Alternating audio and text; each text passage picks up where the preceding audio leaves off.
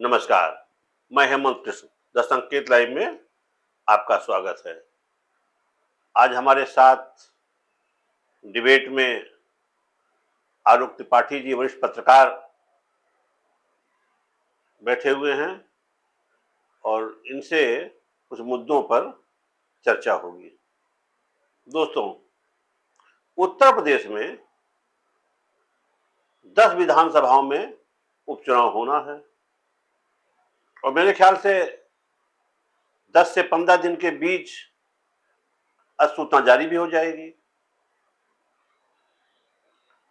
चुनाव शुरू हो इसके पहले ही उत्तर प्रदेश के मुख्यमंत्री योगी आदित्यनाथ और उत्तर प्रदेश के पूर्व मुख्यमंत्री अखिलेश यादव में जवानी जंग शुरू हो गई है और ये जवानी जंग बुलडोजर पर लेकर शुरू हो गई है।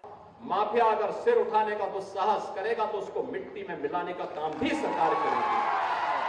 और बहनों और भाइयों, आज मैं आपसे कहने के लिए आया हूं, ये जो बड़ी बड़ी घोषणाएं कर रहे हैं, ये वही लोग हैं जिन माफियाओं के सामने आज कभी नाक रगड़ा करते थे, उनके सामने दंगाइयों के सामने नाक रगड़ा करते थे।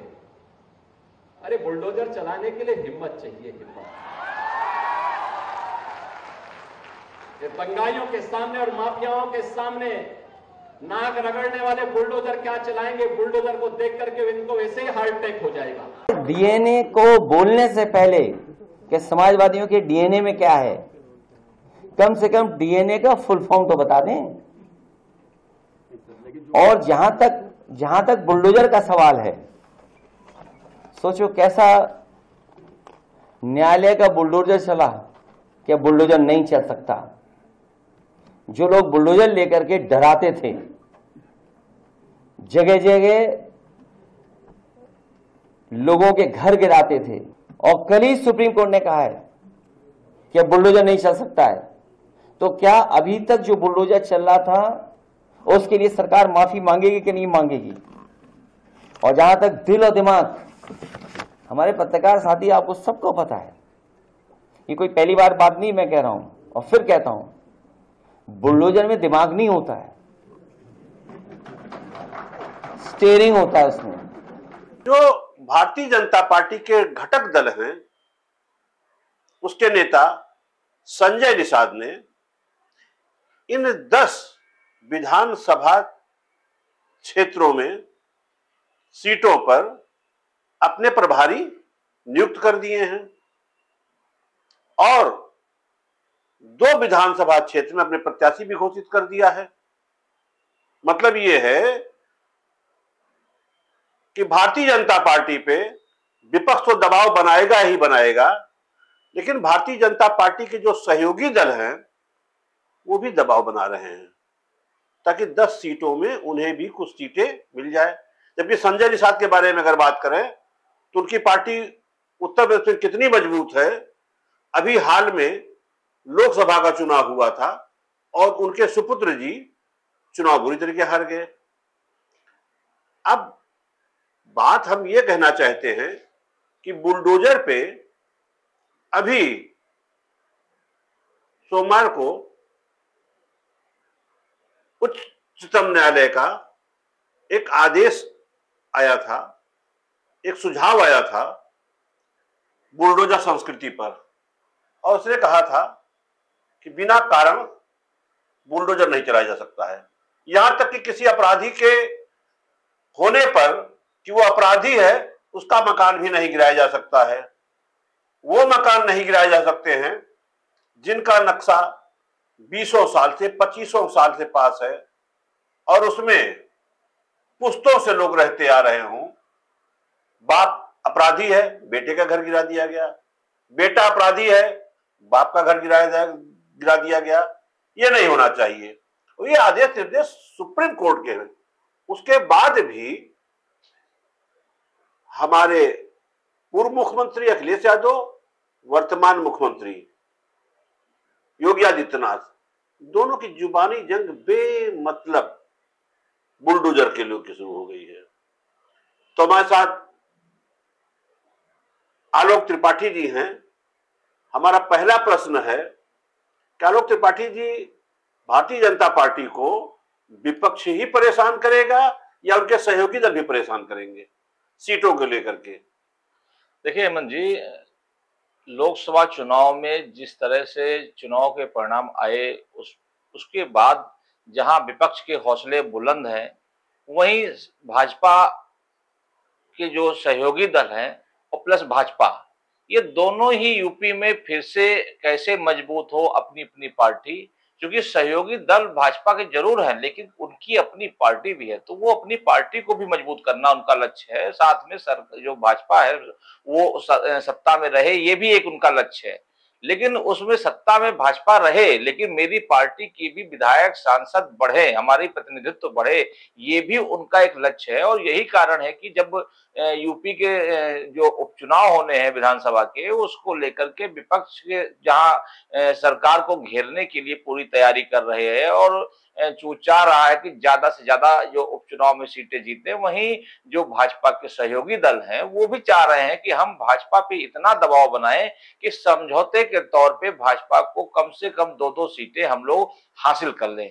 और निषाद पार्टी के जो संजय निषाद जी हैं, उन्होंने उसी फार्मूले को अपनाते हुए भाजपा पे दबाव बनाने का प्रयास किया, या यह कह लीजिए कि उन्होंने वो फार्मूला अपनाया जो कभी राजभर अपनाते थे। लेकिन राजभर जी की स्थिति क्या हुई? भाजपा वो भाजपा नहीं है कि आप दबाव बना करके सीटें हासिल कर लेंगे। आप देखिए पिछले जो स्थितियां थी, राजभर को कितना दिन इंतजार करना पड़ा सत्ता में वापस आने के लिए। भाजपा ने उनको बहुत वेट कराया। तो जो निषाद जी हैं, वो निषाद जी भी यही चाह रहे हैं और इसीलिए उन्होंने दबाव बनाने के लिए अपने प्रभारी घोषित कर दिए कि भाजपा पे दबाव बने और उस दबाव का फायदा वो 1 या 2 सीटों को हासिल कर सके। जबकि अगर देखें लोकसभा चुनाव में तो उनका परफॉर्मेंस बहुत अच्छा नहीं था और उन्होंने जिस तरह से बयानबाजी की कि जो हमारा बेटा हारा उसके लिए भाजपा के लोग जिम्मेदार हैं, भाजपा के लोगों ने वोट नहीं दिया, तो ये भी कहीं ना कहीं एक भाजपा पे दबाव बनाना था। और भाजपा इस दबाव में आ जाए, क्योंकि वो भाजपा को भी निषाद की भी जरूरत है, अनुप्रिया पटेल की भी जरूरत है, राजभर जी की भी जरूरत है। तो ये जो एक माहौल है, ये दबाव की राजनीति हो रही है, जो यूपी में ये दबाव की राजनीति बहुत लंबे समय से चलती आ रही है कि जितना आप दबाव बनाएंगे उतनी आप उनसे बार्गेनिंग कर लेंगे। तो ये एक दबाव की राजनीति कुशवाहा आपके निषाद जी ने शुरू की और इसमें वो कितने सफल होंगे ये तो जब सीटों का बंटवारा होगा, भाजपा अपने प्रत्याशी घोषित करेगी, उसी समय क्लियर होगा। लेकिन संजय निषाद की ही बात नहीं है, सीटें 10 हैं, तो और भी जो सहयोगी दल हैं, अनुप्रिया पटेल हैं या दूसरे राजभर जी हैं, ये राजभर जी हैं, ये जो सारे इनके सहयोगी दल हैं, क्या इन सारे लोगों को भाजपा कुछ सीटें देंगी? देखिए होता क्या है कि अभी तक जो भाजपा की स्थिति थी यूपी में वो बहुत स्ट्रांग थी, या देश में कह लीजिए, देश में बहुत मजबूत स्थिति थी। तो उस मजबूती की वजह से जो उनके सहयोगी दल थे वो भाजपा के साथ जरूर थे लेकिन भाजपा पे दबाव नहीं बना पा रहे थे। भाजपा के हिसाब से उनको भी चलना पड़ रहा था। तो लेकिन जब इस लोकसभा चुनाव में उन भाजपा की स्थिति थोड़ा सा कमजोर हुई, भाजपा समझौते के मूड में आई, तो जो उनके सहयोगी दल थे उन्होंने उस भाजपा को और दबाने का प्रयास किया। अब वो उनको लग रहा है कि भाजपा आज इस स्थिति में है कि हम जो कहेंगे उसको मानना पड़ेगा। हम अगर 5 सीट मांगेंगे तो 5 सीट नहीं भी देगी तो 2 से 3 सीट तो वो देगी ही देगी। ये एक दबाव बनाने का प्रयास हो रहा है, क्योंकि ये दबाव पहले नहीं बन पाता था। पहले भाजपा ने, आप देखिए पहले भाजपा ने क्या किया, भाजपा चूंकि मजबूत इतनी थी कि वो कहती थी नहीं, प्रत्याशी आपका होगा, सिंबल मेरा होगा। तो मजबूरी में जो सहयोगी दल थे उनको मानना पड़ता था कि उनके प्रत्याशी को भाजपा के सिंबल पे चुनाव लड़ना पड़ा, वो जीते भी। तो ये जो उनकी पार्टी का, चूंकि वो उसमें जनाधार नहीं बढ़ रहा था, वो लोग क्लियर था कि जो प्रत्याशी है वो समाज उसके निषाद पार्टी का है या अनुप्रिया पटेल जी की पार्टी का है या राजभर की पार्टी का है। लेकिन जब पार्टी वाइज गिना जाता था तो उसमें सिंबल में भारतीय जनता पार्टी उसको कहलाता था। तो ये कहीं ना कहीं सहयोगी दलों के अंदर एक टेस्ट थी कि हमारा प्रत्याशी, लेकिन गणना जब होती है तो उसमें हमारा नाम नहीं आता। तो ये उसका ये जो उपचुनाव हो रहा है उसमें चूंकि भाजपा थोड़ा दबाव में है लोकसभा चुनाव परिणाम आने के बाद, बाद खासकर यूपी में, तो ये जो विपक्ष तो एक तरफ उनको दबाव बना ही रहा है, प्लस ये जो उनके सहयोगी दल हैं वो भी भाजपा पे दबाव बना रहे हैं कि ज्यादा से ज्यादा सीटें हम हासिल कर सके, चाहे अनुप्रिया पटेल हो, चाहे राजभर हो, और चाहे ये आपके संजय निषाद जी हो। आपको याद होगा जब लोकसभा चुनाव के बाद तुरंत अनुप्रिया पटेल ने भी एक आरक्षण को लेकर लेटर जारी कर दिया था, जबकि वो सत्ता में है, मंत्री है, सब कुछ है, तो और उसको सार्वजनिक भी किया। तो ये कहीं ना कहीं एक उनका अपना वोट बैंक था। उस वोट बैंक को उनको जब मालूम चला कि वो वोट बैंक भाजपा से छिटक गया है, तो उन्होंने उसको साधने के लिए ये लेटर जारी किया, और जारी करने के बाद उसको सार्वजनिक किया। तो ये एक सत्ता की राजनीति है और दबाव की राजनीति है। उस राजनीति में कितना सफल होगा। मैं ये कहना चाहूंगा कि संजय निषाद के सुपुत्र जब हारे तो उन्होंने भाजपा पर आरोप लगाया कि भाजपा के लोगों ने उनके सुपुत्र को वोट नहीं दिया। लेकिन अगर ये बात बन जाए कि भाजपा कहे कि ठीक है प्रत्याशी आपका होगा, सिंबल भाजपा का होगा, तब तो वो ये नहीं कह पाएंगे कि साहब भाजपा ने हमको वोट नहीं दिया। क्या इस पर ये संजय निषाद मान जाएंगे कि प्रत्याशी उनका और भाजपा से चुनाव लड़ जाए?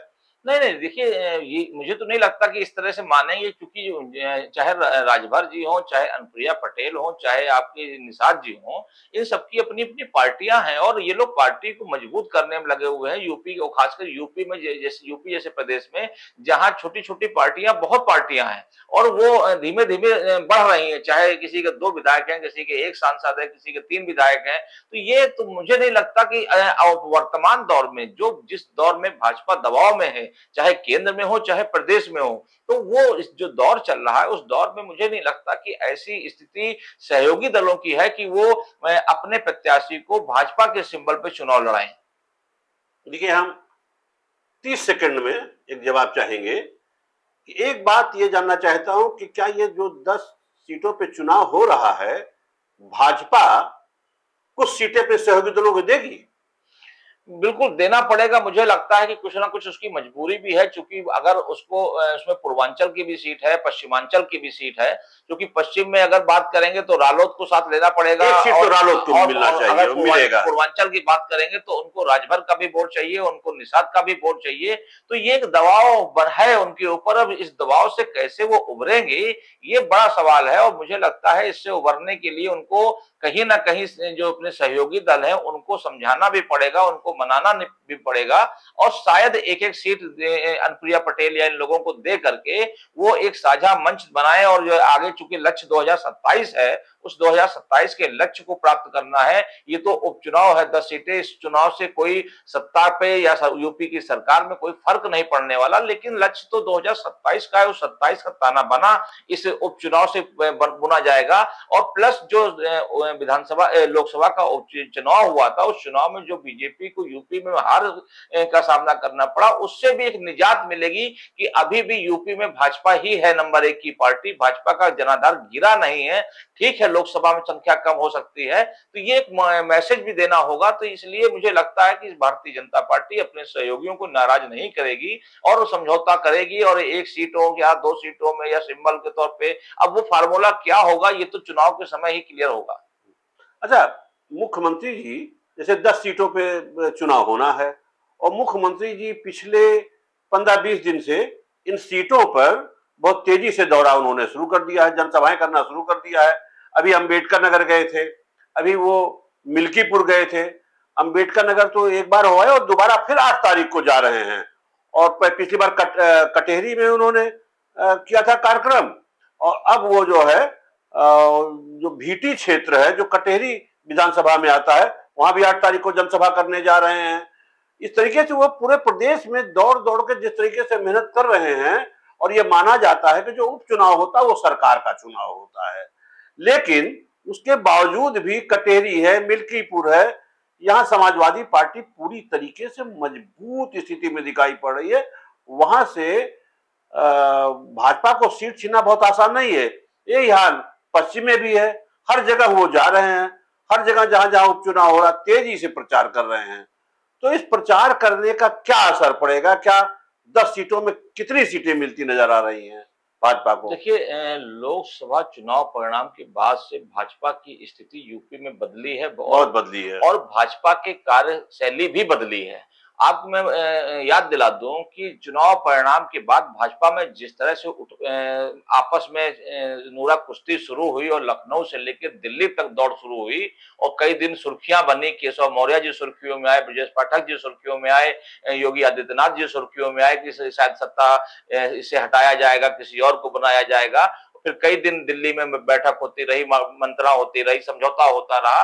तो उसके बाद से जब एक निकल के आया कि नहीं, अभी यूपी में योगी आदित्यनाथ ही छेड़छाड़ करने की जरूरत नहीं मुख्यमंत्री है। रहेंगे और उनको पद से नहीं हटाया जाएगा और जो भी उनके लोग लगे हुए थे उनको शांत किया गया। उसके बाद से मामला ठंडा पड़ा। नहीं, मुख्यमंत्री जी एक मिनट में बता और मैं कहना चाह रहा हूं। दूसरी बात देखिए, उसके बाद से परिणाम के आने के बाद से जो दो बड़े निर्णय थे जिससे पूरे प्रदेश में हाहाकार मचा हुआ था कह सकते हैं, या भूचाल आया हुआ था और सुर्खियां बन रही थी। एक लखनऊ में अकबर नगर के पास जो बुलडोजर चलने की बात हो रही थी, दूसरा ये था कि जो शिक्षकों की ऑनलाइन उपस्थिति की बात हो रही थी। दोनों ही निर्णयों को सरकार ने वापस लिया। ये दबाव था, क्योंकि जो लोकसभा के चुनाव परिणाम थे वो दबाव थे। उस दबाव के चक्कर में ये दोनों निर्णय सरकार ने वापस लिए और इस दोनों निर्णय लेने से लोग, लाखों लोग खुश हुए। और उसके बाद अगर देखिए कि जो अभी पुलिस भर्ती की परीक्षा हुई उसमें जिस मुस्तैदी के साथ सुरक्षा व्यवस्था सरकार ने की, एक सेंटर पे 3-3 जगह सुरक्षा व्यवस्था थी, जांच थी कि कोई भी पर्चा लीक ना हो पाए। चूंकि पर्चा लीक का भी असर लोकसभा चुनाव में हुआ, तो सरकार एक मुद्दे को लेकर के एक पॉइंट पे काम कर रही है कि 10 जो उपचुनाव होने हैं उस उपचुनाव में भाजपा कहीं से भी पिछड़े ना।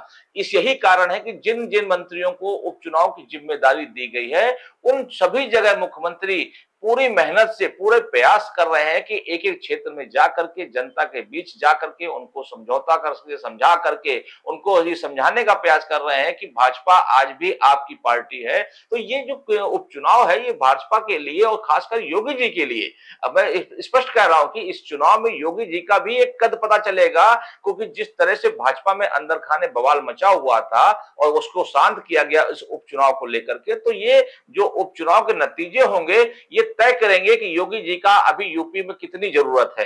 कि अगर परिणाम कुछ गलत आते हैं उपचुनाव में तो कहीं ना कहीं कुछ गड़बड़ हो सकता है, लेकिन ऐसी स्थिति नहीं दिख रही है। और यही कारण है कि मुख्यमंत्री आदित्यनाथ जी पूरा जोर उपचुनावों पर लगे हुए हैं, कैसे चुनाव जीते इसकी पूरी रणनीति बन चुकी है। पूरा आपस में सभी मंत्री, सभी विधायक, सांसद जिनकी सबको जिम्मेदारी दी गई है, सबको अपने क्षेत्र में काम करने के लेकर के, जनता से मिलने को लेकर के, जनता दर्शन को लेकर के, जनता के काम को लेकर के, अधिकारी से लेकर विधायक तक को सबको टाइट किया गया है। सबको कहा गया है कि आप लोग काम करिए। तो ये कहीं ना कहीं बताता है कि लोकसभा चुनाव परिणाम के बाद भाजपा की स्थिति पहले से, क्योंकि जो उपचुनाव है वो भाजपा के लिए बहुत महत्वपूर्ण है। मैं इसमें एक चीज और जोड़ूंगा, मैं यहीं बैठ करके मैंने 2 बार डिबेट में कहा था कि भाजपा के जो परिणाम आए लोकसभा चुनाव के उसमें अपनों की उपेक्षा भी कारण थी और शायद ये बात वहां तक पहुंची और उसी का नतीजा है कि अभी आयोगों में भाजपा के ने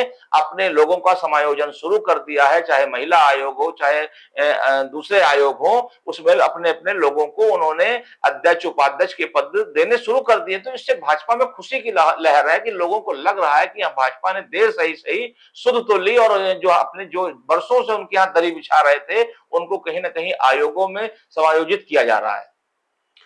हम कहना ये चाहते हैं कि मुख्यमंत्री ने जिम्मेदारी ली है कि ये 10 सीटों का चुनाव अपने बलबूते पे लड़ेंगे और अपने बलबूते पे मेहनत भी कर रहे हैं, लेकिन भाजपा कमजोर है। और अभी आप जब बुलडोजर की आपने चर्चा की, अकबर नगर की, तो मैं उस पर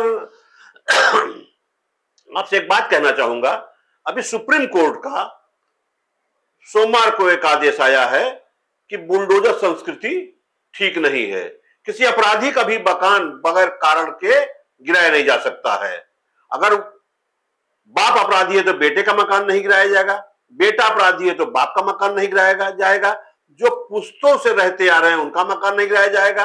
अभी जैसे किराएदार एक था वो उसका मकान गिरा दिया गया, तो उस पर सुप्रीम कोर्ट ने एक गाइडलाइन अभी जारी करेगी अगली डेट को, और बहस भी होगी, चर्चा भी होगी। उसने देश की सारे प्रदेश की सरकारों को कहा है कि बुलडोजर से मकान गिराया जाना असंवैधानिक है। लेकिन आज अखिलेश यादव और मुख्यमंत्री योगी आदित्यनाथ ने सुबह से नोक-झोंक जुबानी जंग बुलडोजर को लेकर चल रही है। अखिलेश यादव कह रहे हैं कि 2027 में बुलडोजर का रुख गोरखपुर का होगा। तो योगी आदित्यनाथ का जवाब आया कि बुलडोजर वो चलाते हैं जिनके पास दिल होता है, दिमाग होता है, वो बुलडोजर चलाते हैं। वो क्या बुलडोजर चलाएंगे जो अपराधियों के सामने नाक रगड़ते थे। तो कहने का मतलब यह है कि बुलडोजर पे गाइडलाइन जारी होने जा रही है सुप्रीम कोर्ट से, उसके बाद भी हमारे पूर्व मुख्यमंत्री, वर्तमान मुख्यमंत्री बुलडोजर को लेकर के जुबानी जंग चला रहे हैं। अखिलेश यादव ने यहां तक कह दिया कि भाई बुलडोजर में दिमाग नहीं होता, स्टीयरिंग होती है, और केंद्र स्टीयरिंग कब किस तरफ मोड़ दे कि योगी आदित्यनाथ जी खतरे में आ जाएं। तो इस पर आपका क्या कहना है? नहीं, देखिए, बुलडोजर संस्कृति अभी कुछ समय से शुरू हुई। इसके पहले भी जब अपराधियों का एनकाउंटर होता था तो या उनके खिलाफ अभियान चलता था तो उनको जेल भेजा जाता था। लेकिन होता क्या था कि अपराधियों ने इतनी अकूत संपत्ति अपने अपराध के दम पे, अपने अपराध के साम्राज्य के दम पे इकट्ठ कर लेते थे कि वो जब जेल भी जाते थे तो जेल से भी वो पैसे के दम पे अपने अपराधों को अंजाम देते थे, और बड़े संख्या में उनके जो धंधे होते थे, गैर कानूनी कार होते थे, वो पैसे के दम पे चलते थे। ये जो योगी आदित्य जी आए, जब इन्होंने इस चीजों को, जो इनका एक काकस था अपराधियों का, उसको तोड़ने का प्रयास किया, तो उसमें ये नया प्रयोग था कि उन्होंने अपराधी को जो नेस्तानाबूद करने के साथ साथ उन्होंने अपराधी की रीढ़ की हड्डी, जो रीढ़ उसका धन होती थी, जो उसका आय होती थी, उसको तोड़ने का प्रयास किया। क्योंकि जब तक आप पूरी तरह से नष्ट नहीं करेंगे, वो नष्ट नहीं होगा। तो ये उनको समझ में आया और उन्होंने उसके ऊपर बुलडोजर की एक संस्कृति चलाई। और यही कारण है कि इस बुलडोजर संस्कृति को अन्य प्रदेशों ने भी अपने अपने प्रदेशों में चलाया, और इसका इतना चर्चा हुआ कि लोगों ने बुलडोजर बाबा के नाम से उनको याद करने लगे, फेमस करने लगे, पुकारने लगे। तो ये बुलडोजर बाबा। अब रही बात कोर्ट की, कोर्ट ने कहा बुलडोजर नहीं चलना चाहिए, बिल्कुल सही बात, बुलडोजर नहीं। लेकिन सरकार ने भी अपना पक्ष रखा है कि बुलडोजर अपराधी के ऊपर नहीं चल रहा है। अपराधी के जो गैर कानूनी कार्य हैं, अपराधी ने संपत्ति है जो नजूल की संपत्ति पे अपना महल खड़ा किया है, उस पे चल रहा है। क्योंकि जो नजूल की अवैध कब्जे हैं, उस पे चल रहा है। अब रही बात, इसमें एक सवाल खड़ा होता है कि आखिर जब वो कब्जा कर रहा था, उस समय जो जिले के प्रशासन के अधिकारी थे, एसडीएम थे, तहसीलदार थे, कानून थे, लेखपाल थे, ये जिला पंचायत थे, नगर पंचायत थे, नगर निगम थे, एलडीए थे, ये सब के अधिकारी क्या कर रहे थे? इनकी जिम्मेदारी क्यों नहीं तय हुई? आखिर किसी ने इतना बड़ा अकबर नगर बस गया और लोगों को पता ही नहीं चला। तो ये एक बड़ा सवाल खड़ा हो रहा है सरकार के साथ में कि सरकार के जो लोग थे, सरकार की इस संस्कृति, बुलडोजर संस्कृति से किसी को विरोध नहीं हो सकता है। और अपराधियों पर जब अंकुश लग रहा है, अपराधियों के घर गिराए जा रहे हैं, अपराधियों पे बुलडोजर चल रहा है, तो लोग खुश हो रहे हैं। लेकिन ये जो पनप गए, ये जो माहौल खड़ा हुआ, जो ये महल खड़े हुए, आखिर इसकी जिम्मेदार अधिकारी कौन है? उन अधिकारियों पे भी बुलडोजर कार्रवाई होनी चाहिए, उन पर भी, जिससे कि जिम्मेदारी तय होनी चाहिए। बिल्कुल, जिससे कि भविष्य में कभी इस तरह के अपराध बढ़े या इस तरह के अपराध के दम पे, संपत्ति के दम पे महल खड़े होते हैं, तो जो उसमें अधिकारी विभागों के संलिप्त होते हैं, उनकी भी रूह कांपे कि कम से कम ऐसा होता है, अगर हम अपराधी के साथ देंगे तो मेरे घर पे भी बुलडोजर चल सकता है, मेरे ऊपर भी बाबा का बुलडोजर या बाबा का चाबुक चलेगा। तो ये एक भय उन अधिकारियों में भी होना चाहिए जो अपराधियों के साथ में लिप्त होते हैं। तो ये एक अलग अलग चीजें हैं। उसको लोगों ने दूसरे मजहब से जोड़ने का प्रयास किया है, धर्म से जोड़ने का प्रयास कर रहे हैं, पार्टी से जोड़ने का प्रयास कर रहे हैं। लेकिन अपराधी अपराधी होता है, अपराधी किसी जाति धर्म विशेष का नहीं होता है, उसका काम सिर्फ अपराध करना होता है। और अपराधी को अगर आप अपराध की तरह से देखेंगे, अपराधी की नजर से देखेंगे, तो उसका सिर्फ एक ही उपाय होता है कि उसका आपको पूरी तरह से नष्ट करना और उसके जो संपत्ति है उसको खत्म करना। यहीं पे आपको रोकूंगा। मैं ये कहना चाहता हूं कि अगर अपराधी की गिरफ्तारी के लिए कुड़की करनी पड़ती है तो अदालत का आदेश लेना पड़ता है। ठीक है, आपको अपराधी का मकान गिराना है तो उसके लिए तो कम से कम आपको कोर्ट कचहरी जाना चाहिए, वहां से आदेश लेना चाहिए कि आप ही अधिकारी हो जाएंगे, आप ही न्यायालय हो जाएंगे। नहीं, मुझे लगता है, देखिए अगर ये इस तरह की प्रक्रियाओं को पे अगर हम लोग चलेंगे कि कोई मकान गिराना है तो हम कोर्ट जाएंगे तो कोर्ट से वो स्टे ले आएगा, मामला जैसे खत्म हो जाएगा। कुर्की का आदेश लेते हैं, हम जैसे कुर्की का आदेश लेते हैं वैसे उसको डिमोलिश का आदेश लें। हाँ नहीं, लेकिन हम जैसे मान लीजिए हम नगर निगम सीमा में रहते हैं तो नगर निगम एक विभाग है या एलडीए एक विभाग है जिसके पास उस जमीन का, उसकी पूरी जमीन का एक नक्शा होता है कि वो जमीन किसकी है। अगर कोई हमको ये दिखाता है कि रजिस्ट्री मेरी है और वो संपत्ति मेरी है तो मुझे लगता है कि वो कोर्ट चला जा सकता है और कोर्ट उसमें डिसीजन उनके पक्ष में देगा। तब तक तो मकान गिराया जा चुका होगा, करोड़ों का मकान गिर जाता है और अगर वो कोर्ट से जीत जाता है तो उसकी भरपाई कौन करेगा? नहीं, अगर वो कोर्ट से जीतता है तो कोर्ट के पास इतना पावर है कि वो सरकार को या जो जिस विभाग ने उसके मकान को गिराया है उसकी क्षतिपूर्ति, उसकी प्रतिपूर्ति करने का वो आदेश दे सकता है। लेकिन सवाल ये नहीं, जिम्मेदारी तो दोनों की बनती है ना कि अगर आप कोई मकान गिराने जा रहे हैं, जैसे आपने अकबर नगर पूरा गिरा दिया है, अब अकबर नगर में पुश्त दर पुश्त लोग रहते चले आए हैं। अब अगर ये साबित हो जाए कि नहीं गलत गिराया है या सरकार ने ही दूसरे क्षेत्र में अपना आदेश वापस लिया, तो भाई एक जगह आपने वापस ले लिया, अकबर नगर को आपने गिरा दिया, तो फिर अकबर नगर वालों का क्या दोष था जो गिरा दिया है आपने? नहीं, बिल्कुल सवाल ये सवाल लाजमी है और ये सवाल उठता भी है।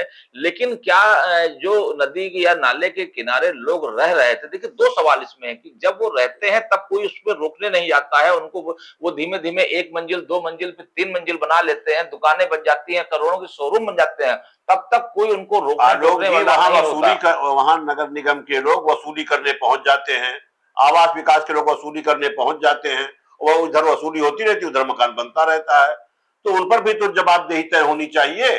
बिल्कुल, क्या आप कहते कैसे हम मकान बन गया? ये बात मैं कह रहा हूं कि जो भी संबंधित विभागों के अधिकारी हैं उनकी जवाबदेही भी तय होनी चाहिए और अगर वो संलिप्त पाए जाते हैं तो उतनी ही कार्रवाई उनके खिलाफ भी होनी चाहिए, तब तो न्याय प्रणाली सही मानी जाएगी। अगर उनको खिलाफ आप एक्शन नहीं लेते हैं तो कहीं ना कहीं इस टाइप के जो लोग होते हैं वो संलिप्त होते हैं और इस तरह के लोगों को बढ़ावा देने का काम करते हैं। जो भी हो, अगर कोर्ट ने कहा है कि साहब आप बुलडोजर नहीं चला सकते हैं और ये बुलडोजर चलाना असंवैधानिक है, तो इस पर अखिलेश यादव को ये कहना कि 2027 में बुलडोजर का रुख जो है वो गोरखपुर की तरह होगा, या बाबा कह रहे हैं योगी आदित्यनाथ जी कि बुलडोजर वही चला सकते हैं जिनके पास दिल होगा, जिसके पास दिमाग होगा और जिनके पास क्षमता होगी वही चलाएंगे।